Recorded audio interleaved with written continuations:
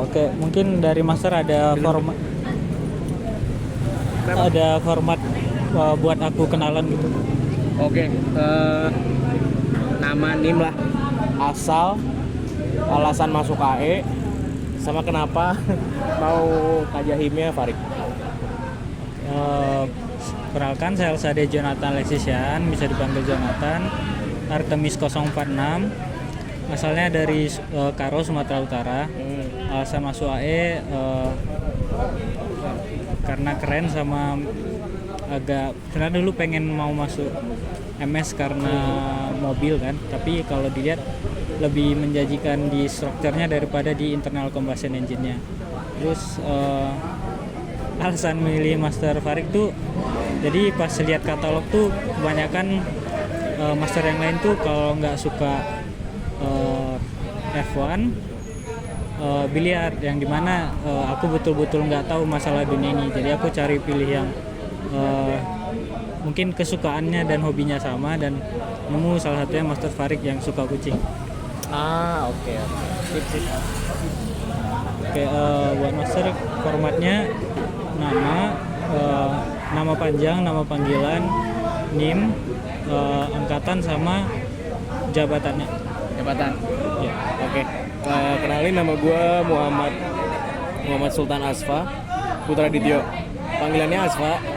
NIM gue 027 13621 027. Apalagi tadi? Angkatan sama jabatan. Angkatannya Testral, jabatannya Sekretaris Jenderal.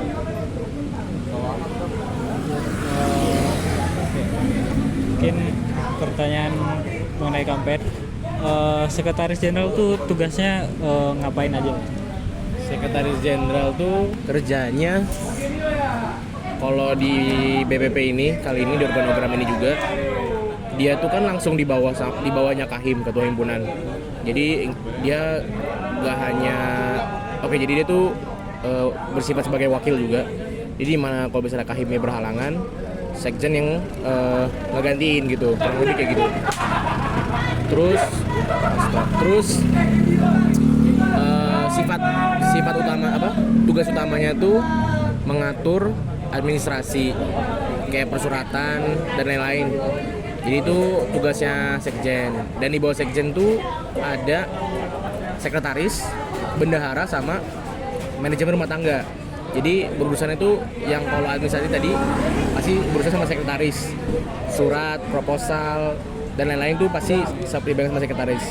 Satu lagi ada bendahara, itu masalah uang lah, uang masuk, uang keluar, dan lain-lain. Nah, terus yang terakhir MRT itu dia yang ngejaga sekre, 1 sama 2 tuh dia yang nyari duit. Jadi semua dalam lingkup uang, surat, dan lain-lain tuh itu semua di bawah sekjen, kurang lebih gitu. Mungkin lebih ke, kan tadi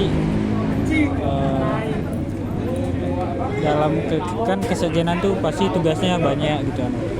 Mungkin gimana biar kalau bahasa kerjanya tuh work life balance gitu, gimana balance berKMPN dan akademik. I see, oke. So far kan di semester ini aku nggak terlalu sibuk ya. Maksudnya ngambil SKS lumayan, cuma kelasnya dikit. Kalau udah tahun akhir tuh pasti kelasnya dikit kan, nggak banyak. Jadi kalau work life balance sih, setiap ada waktu kosong biasanya aku ngurusin MPN, apapun itulah. Terus kalau misalnya ya lagi di sekre, diajak ngomong sama staff aku, ring 2-nya gitu, ya aku ladenin gitu.